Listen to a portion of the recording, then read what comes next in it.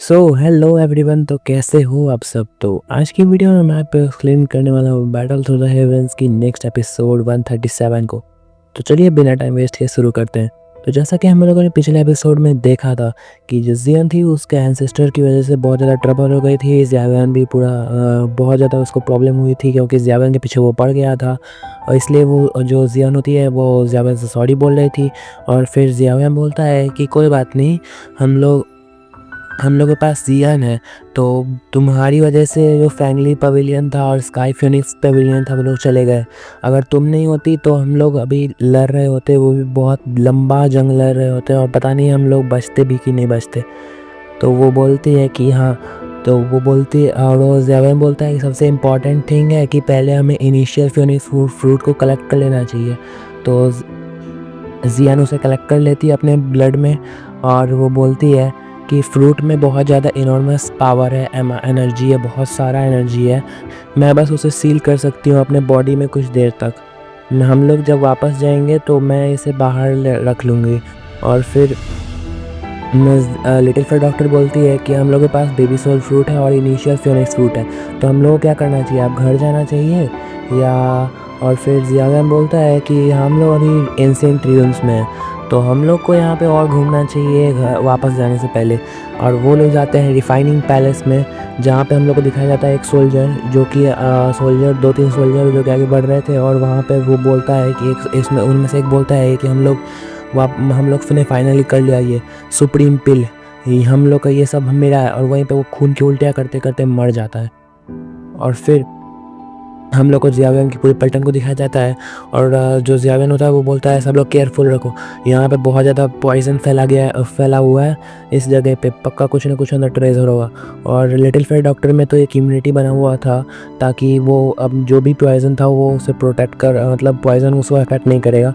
तो little fair doctor बोलती है कि हाँ, यहाँ ये पॉइजन बहुत ज़्यादा ठीक है, बहुत स्वीट सेंट है, कितना अच्छा है, मैं बहुत ज़्यादा इंजॉय कर रही हूँ उसको।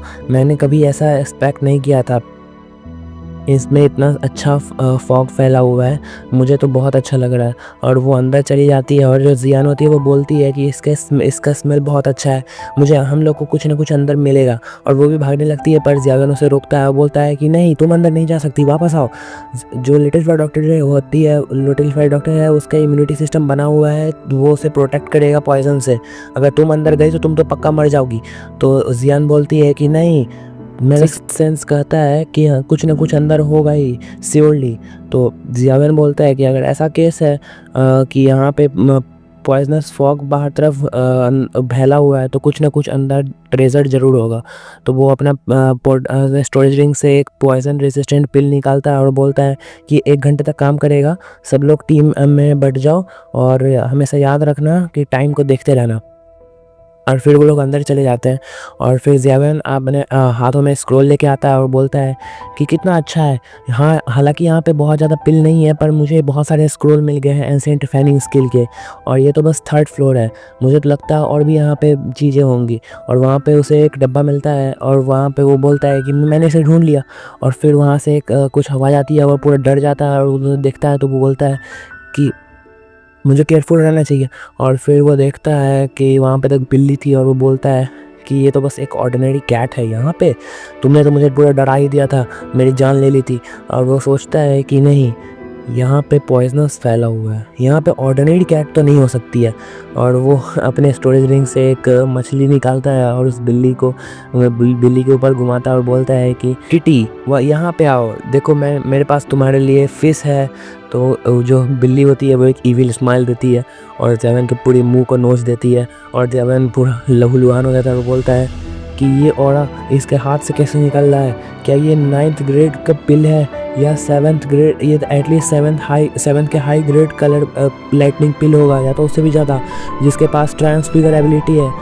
क्या ये एक बीस्ट पिल है, ऐसा नहीं हो सकता। और ज़ेवन यही सोचते रहता है और वो जो कैट होती है उसके ऊपर अटैक कर देती है और ज़ेवन के फेस पे वो इतना कस कर मारती है कि ज़ेवन पूरा उसका फेस बिगड़ जाता है। और यहीं पे हमारा आज का नॉर्मल एक्सप्लेनेशन ख़त्म होता है। आई होप आप लोगों को अच्छा लगा होगा। नेक्स्ट पार्ट जल्द ही आ जाएगा, तब तक के लिए take care, see you soon.